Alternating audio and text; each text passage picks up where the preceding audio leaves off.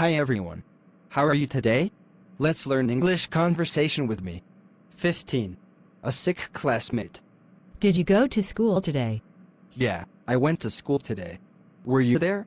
No, I didn't go. I've been sick. That sucks. Did you want the assignments from English class? That would be nice. Thank you. No problem. You're welcome. I will be glad to do the same for you when you're sick. Well, thank you. I hope to see you at school tomorrow. Have you attended school today? I attended school today.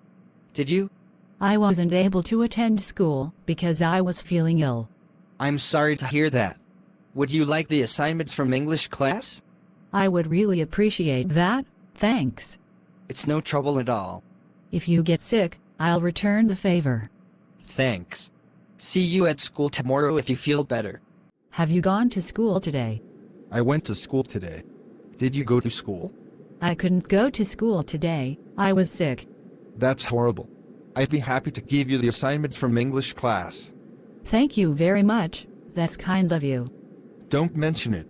When you miss a day of school, I'll be happy to give you the English assignments. That is greatly appreciated, and I hope you feel well enough to go to school tomorrow.